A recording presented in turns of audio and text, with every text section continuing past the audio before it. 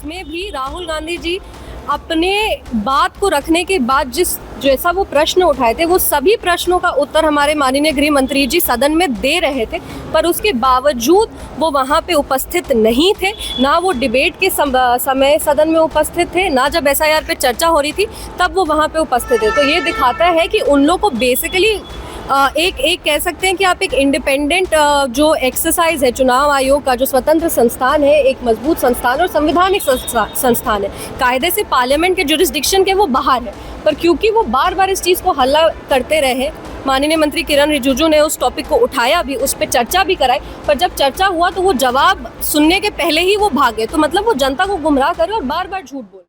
के लोग सवाल खड़े कर रहे हैं कि इस वक्त उन्हें यहाँ होना चाहिए था, मंथन करना चाहिए था। नहीं, बिल्कुल जिस तरीके से इंडिया अलायंस इतनी शर्मनाक हार के बाद अलायंस को ज़रूर साथ में बैठ के अपने संगठन पे कैसे काम करना है, धरातल पे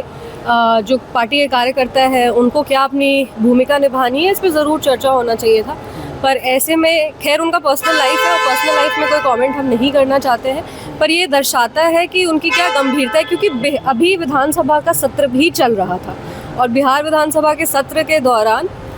वो सत्र छोड़ करके कहीं चले गए। तो ये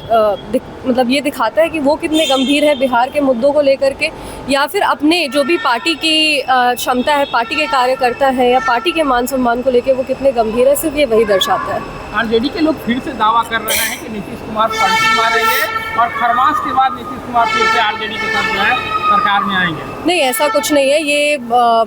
बिना कह सकते हैं आप बिना तर्क का कोई बात है। और नीतीश कुमार जी हमारे यशस्वी प्रधानमंत्री श्री नरेंद्र मोदी जी के साथ एक मजबूत एनडीए सरकार के निर्माण में लगे हुए हैं और जिस तरीके से एक सशक्त सरकार एनडीए की बनी है, आने वाले समय में ये 5 पांडव भी बिहार के विकास के लिए काम करेंगे। मैम, सरकार ने घोषणा किया है कि इस बार जनसंख्या ऐप के माध्यम से जनसंख्या की। बिल्कुल, हमारे यशस्वी प्रधानमंत्री श्री नरेंद्र मोदी जी हमेशा कहते हैं कि टेक्नोलॉजी का सदुपयोग होना चाहिए और हम लोग हमेशा डिजिटल इंडिया के लिए जिस तरीके से हम लोग प्रचार प्रसार करते हैं, जिस तरीके से डिजिटलाइज किए हैं, जैसे हम लोग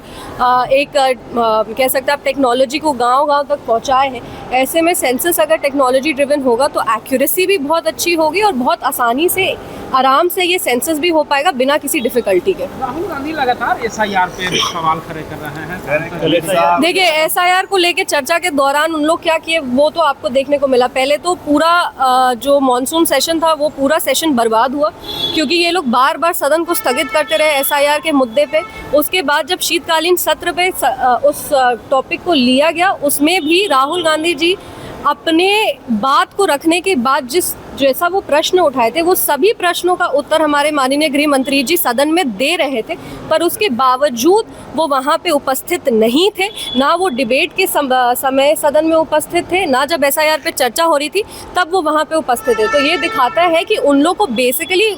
एक कह सकते हैं कि आप एक इंडिपेंडेंट जो एक्सरसाइज है चुनाव आयोग का, जो स्वतंत्र संस्थान है, एक मजबूत संस्थान और संवैधानिक संस्थान है, कायदे से पार्लियामेंट के जुरिस्डिक्शन के वो बाहर है, पर क्योंकि वो बार बार इस चीज़ को हल्ला करते रहे, माननीय मंत्री किरण रिजिजू ने उस टॉपिक को उठाया भी, उस पर चर्चा भी कराई, पर जब चर्चा हुआ तो वो जवाब सुनने के पहले ही वो भागे। तो मतलब वो जनता को गुमराह करे और बार बार झूठ बोल रहे हैं। तो SIR पे तो उनको जवाब बिहार की जनता ने भी दे दिया, माननीय गृह मंत्री जी ने भी दे दिया और सरकार ने भी दे दिया, चुनाव आयोग ने भी दे दिया, पर उसके बावजूद ही अगर इस तरीके से गुमराह जनता को करने का प्रयास कर रहे हैं तो जनता को खुद भी सोचना चाहिए कि किस झूठे मुद्दे पर अपनी बात को रख रहे हैं। SIR में चर्चा के दौरान ममता बनर्जी ने अमित शाह को लेकर के टिप्पणी की कि उनकी आंखों में जो है इस तरह का दुर्योधन और दुशासन, एक आंख में दुर्योधन और एक आंख में दुशासन दिखता है। देखिए, SIR का जो मुद्दा है वो बेसिकली पॉलिटिसाइज करने का प्रयास किया जा रहा है, उसको एक राजनीतिक रूपरेखा देने का प्रयास किया जा रहा है, जबकि इसका कोई राजनीतिक मतलब है ही नहीं। ये एक स्वतंत्र एक्सरसाइज है जो चुनाव आयोग कर रही है,